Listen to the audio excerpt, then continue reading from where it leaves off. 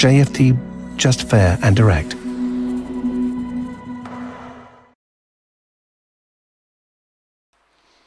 Okay, hello and good morning everyone. Welcome to JFD Traders Espresso with me, Darius Anucauskas. Today's the 11th of July 2022. So yep, welcome everyone. Welcome to this Monday's morning session where we're going to have a very quick look at the markets, a few of the charts, the usual stuff. But before we do that, as always, let's quickly have a read through our risk disclaimer. So, the content we produce does not constitute investment advice or investment recommendation, should not be considered as such, and does not in any way constitute an invitation to acquire any financial instrument or product. As always, I'll give you a few seconds to read the rest and we can continue.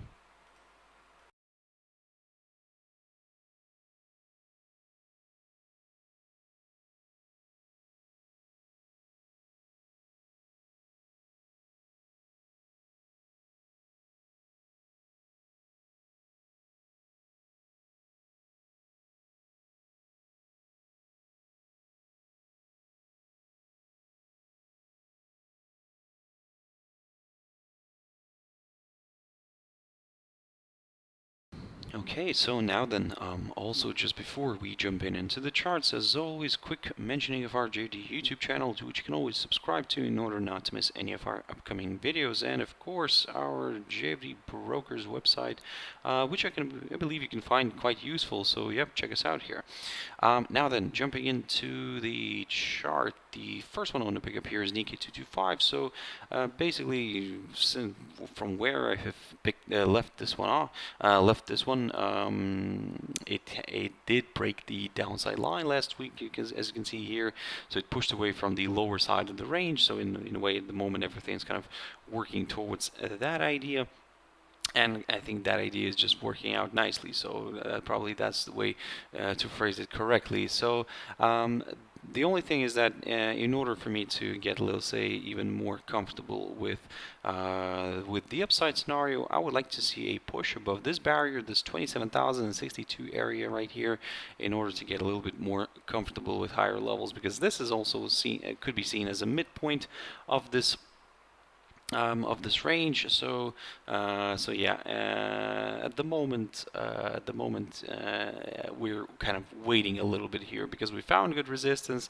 Yes, we do have some negativity floating in the market. However, the indices seem to be kind of, whenever there is a decline, then the news kind of reports that very quickly and says that, oh my, that the market is in turmoil or something like that. But to be honest, the market is kind of okay-ish for now, so we're still holding up here, and actually in some cases we're also moving to the upside. I'm not saying that to be very positive, no, but just in case, just to kind of keep in mind that, guys, look at the charts, look at the hidden agendas as well. So, and then you can build your own kind of opinion about everything. So, long story short, coming back to Nikkei index here. So, I would say wait for a push above this 27,062 territory, somewhere around here, in order to get a little bit more excited with the upside. But even then, you have to kind of understand that we still have some obstacles in the way higher, like for example this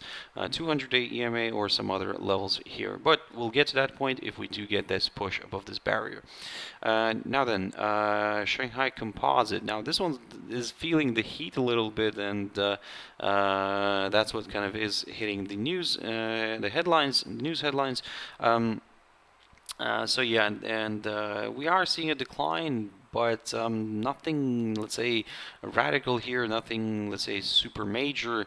Yes, it's a decline, but basically from the technical side, if you remember, I said that if we drop below this 3,356 territory, yes, we could go lower. I mean, this could open the door towards further declines, and at the moment, that's the kind of direction that I'm going to be considering here on Shanghai Composite.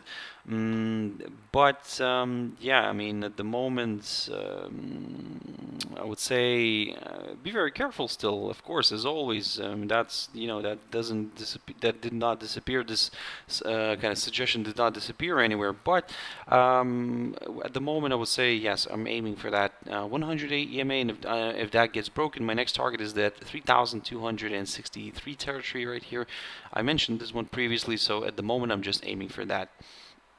Okay, so ASX 200. So some of you don't look at this one, but it's sometimes good to keep an eye on it and just to kind of see, what we could expect from, let's say, from the European session, the upcoming European session. So yeah, and then of course the US one.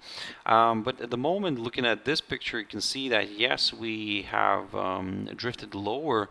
We declined quite decently, I would say here, but still from, let's say, from the technical perspective, we are still hanging above this upside line, which could still provide support, and from which we could still rebound and make our way higher. Probably more buyers could join in on a break of this barrier right here, this 6,714 level. At the same time, we would climb above the 21-day EMA, and then we could go a little bit to the upside. Now, what I'm looking at here is the this downside line as well. So even if we do rebound, keep your eyes on this downside line, which could provide still could provide a resistance. So in other words, if we do rebound from this upside from the short-term upside line, then the next target is the 6,714 level. If that gets clear, this could open the door to a slightly higher levels. The first target could be this peak here, the high of the 28th of June, or this downside line later on. Now, jumping into the German index, DAX. Okay, so here we have an index which performed quite well, I would say, on Friday. So we moved higher. We moved above this 12,912 territory. I spoke about this area previously, so we managed to clear that, and yeah, we stayed above it. And now, to be honest, there is potential for this one to move higher. However, there is a bit of a problem that the cash index right now on the German index is drifting to the downside and is back below this hurdle, this 12,912 zone. So which means that basically we need to be careful here, and if we do continue to trade below this barrier, maybe there could be an opportunity for the sellers to step in.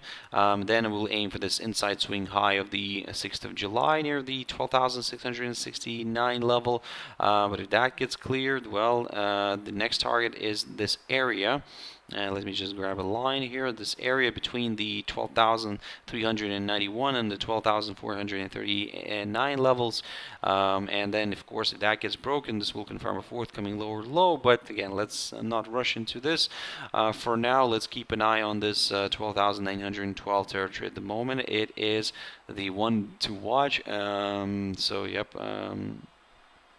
Let's see what's going to happen if we can climb back above it. If we can climb back above it, then yes, we'll aim for the upside once again.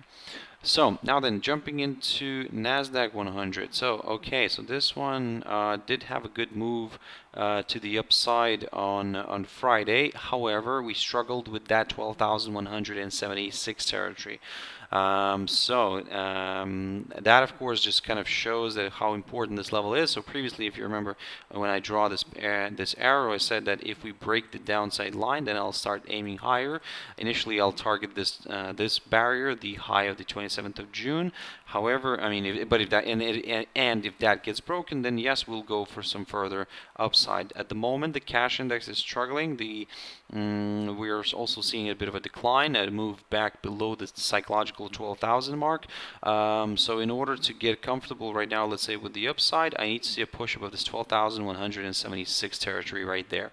If we do climb above this, this will confirm a forthcoming higher high, and potentially more buyers could join in. So keep that in mind. For the downside, what I would like to see here is a drop back below this downside line, and if we do fall below it, then yes, we could consider maybe a move lower, but then of course some other factors have to be considered, like for example this little tentative upside line, which could play out nicely. But yeah, if that gets broken also, then yeah, we could go further south.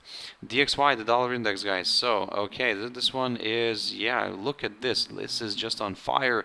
If you remember last week and the week before that, it kept on saying that if we push through this 105.79 territory, yes, I'll aim for higher. My next target will be this 107.31 zone, and we managed to reach that. So now the question is, what's going to happen next? Will we go further north? Well, to be honest, I would say if we continue to trade above this 107.31 level, then yes, I will continue aiming to the upside. And the next target here, let me just jump into a monthly chart. The next target here, well, we'll just have to probably look at something around this area right there. The highest point of September of 2020, the highest point of September of 2002. And that's roughly around that 109.77 level, and also, well, near that psychological 110 zone as well. So, you know, but don't get me wrong, I mean, of course, although it's very tempting here for the upside, maybe a bit of a retracement could happen. So let's keep an eye on this 107.31 level. If we continue to trade above it, then yes, I'll aim higher. If we somehow start moving and staying below it, then well, I mean, I will maybe consider a bit of a retracement here back down. So yep, let's keep an eye on that one. Now jumping into gold. Okay, so this one took a major hit last week, but everything was according to the tier rules. Basically, gold did drop below that 1787 territory. I spoke about that, and it kind of drifted further south. So now we can rethink the whole strategy here. So if you're looking for some lower levels, probably wait for a drop below the 1732 territory. If we drop and stay below it, then yeah, we'll go lower. And for that, probably for lower levels, I think that the next target could be, well, I think this is a little bit way too quick, but maybe around here, this 1721 zone, marked by the lowest point of September of 2021. So if we drop below last week's low, and then we will aim for that 1721 territory. But if it provides support, maybe a bit of a rebound here could be possible. And to be honest, for some of the bulls, I mean, that's what some of them are waiting, maybe because a bit of a retracement here could be nice, and then maybe another slide. So for example, given that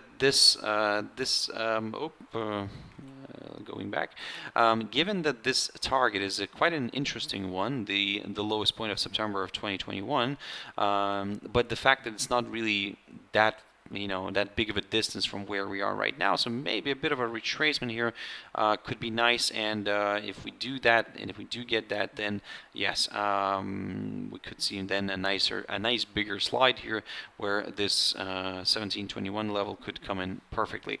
However, let's see what's going to happen. Maybe the breakout will happen earlier, but yeah, keep your eyes on this. But then, if that gets broken, guys, I mean, the next target is the lowest point of August of 2021, near the 1682 level, and then we'll take it from there. U.S. oil, which is WTI oil, guys. So yeah, a bit of a retracement here back down today. On Thursday and Friday, we saw this nice rebound. In general, last week we saw a nice test of this 200-day EMA. This is where, you know, I constantly say that, you know, keep your eyes on the EMAs as well. They sometimes do present a nice opportunity here, and this one, it was a nice opportunity here for the bulls. We rebounded from this 200-day EMA, and we pushed higher.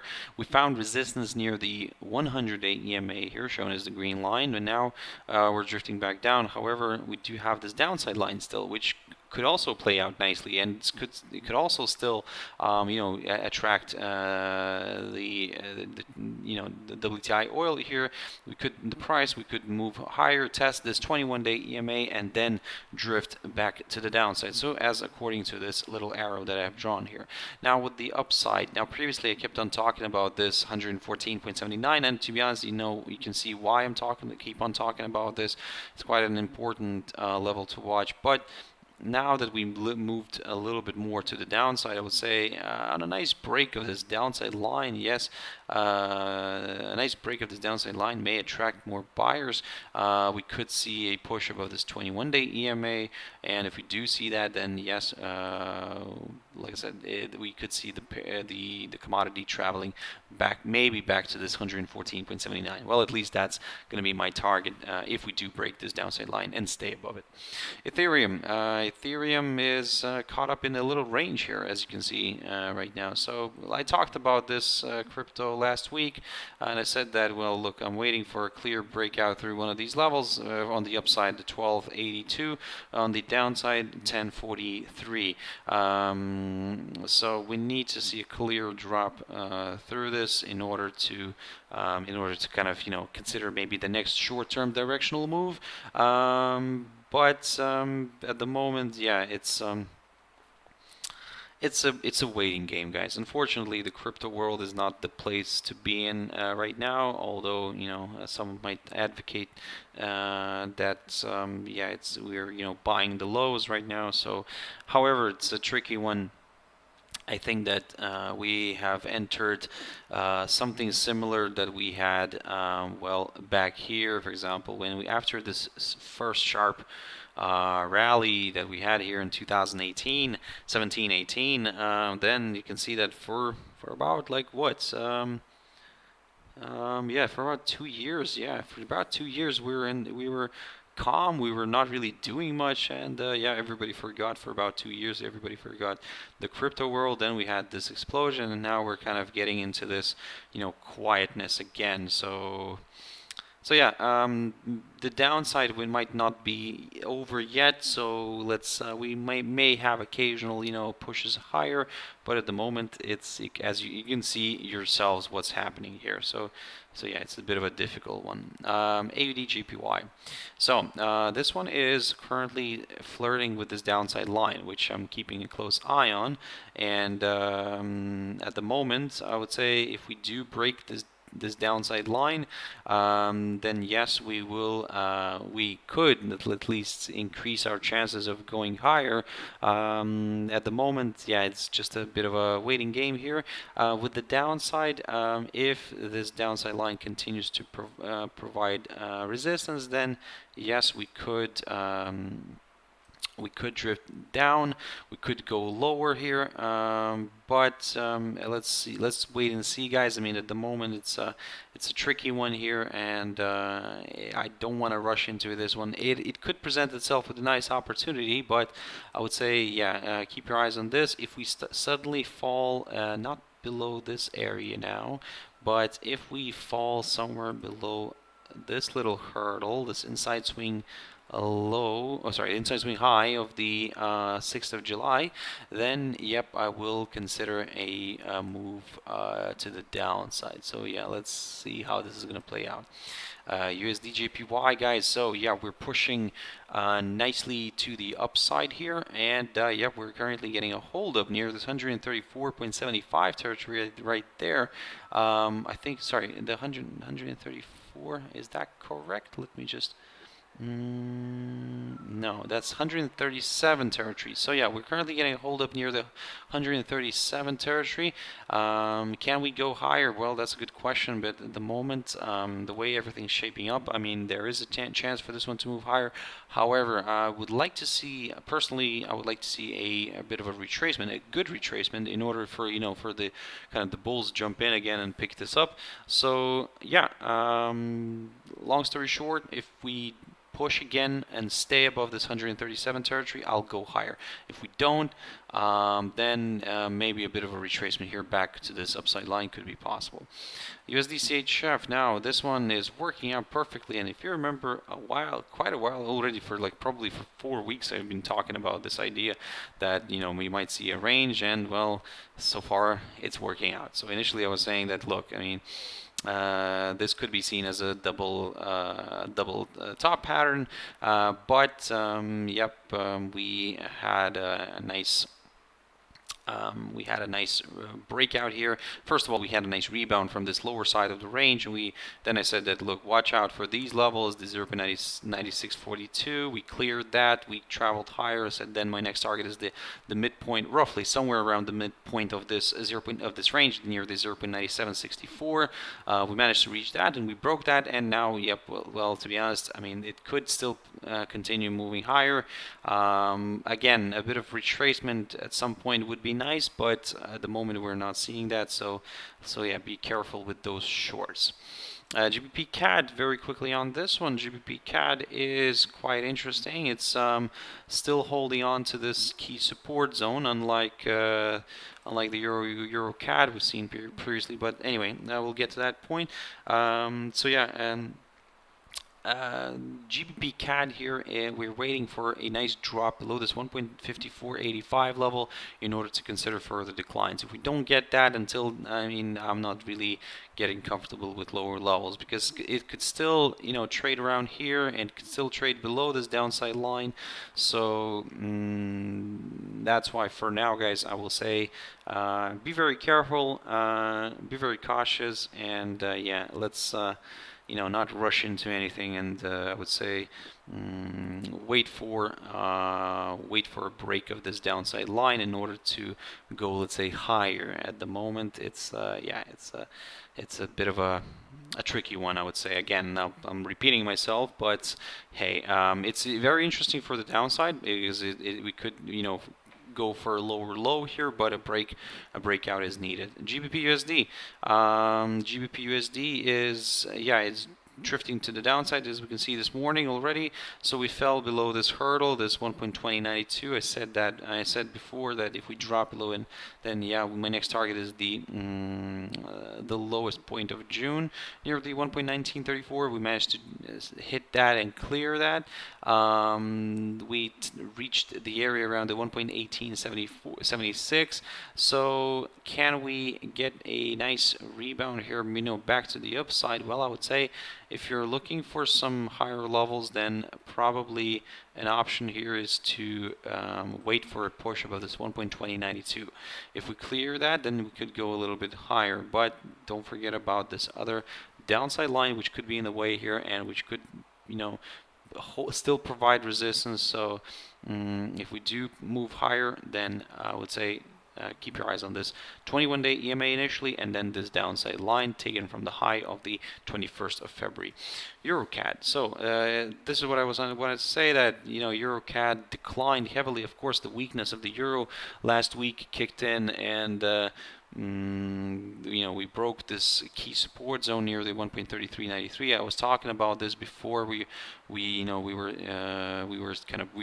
we broke this. So I was saying that, look, keep an eye on this. I mean, if it gets broken, this could open the door towards further declines, and well, that's what happened. I mean, we drifted further south. Now we need to just go and search for a new possible area of support here, and one of those is, of course, this one, the lowest point of April of 2015, guys, or in other words, I think the lowest point of 2015. There we go. Yeah, so yeah, that could be the next target. That's 1.3024. Before that, before we could reach that, I mean, there could be a potential target, but I think that we are quite close to this, you know, with 1.3024. So let's be very careful for now. Now then, and finally, EURUSD, guys. So this one is just, yeah, is just feeling the heat, and this is just a big problem. Of course, it's everybody's looking at towards that parity, that one level, and to the parity to the dollar. So yeah, and yeah, yeah, that's going to be quite interesting, guys. I mean, we haven't been at such levels. Let me just jump into a monthly chart for this one. We haven't been at such levels, well, basically, or let's say below below 1 since when? Since 2002. Yeah, that's something like that, or yeah, something like that. 2000 at the end of 2002, that's when we jumped higher and moved to the upside. Yeah, and during the last financial crisis, we were near 1.50, but it's basically, if you judge, judge by this, then well, again, I think we're moving towards that, so let's be very careful and let's keep an eye on it. But of course, don't get me wrong, it does present itself with a nice opportunity, maybe for a bit of a retracement back up. I would like to see that. However, I will be very careful still, because if it rebounds here, it could rebound, don't get me wrong, but if it continues to trade below this 1.0340 territory, then yes, further declines are still possible. Sorry, just seen the message from Evu. Good morning to you too. Yes, yeah, everything's fine. So yeah, just yeah, so back to normal this week. So hope you will enjoy my videos this week, guys. But anyway, that's it for this session. I really hope you found it useful. Thank you very much for joining in, guys. Thank you very much for watching. I really appreciate you. I mean, thank you very much for joining into the live sessions. I mean, whoever is watching it in record as a recorded session, thank you for that, guys, as well. It means a lot. So yeah, I hope you found this useful. Thank you very much, guys, and I'll see you tomorrow. Tomorrow, as always, 6 o'clock GMT time. For now, have a wonderful trading day. Stay safe, have your stop losses in place, and everything will be fine. Thank you very much, and bye-bye.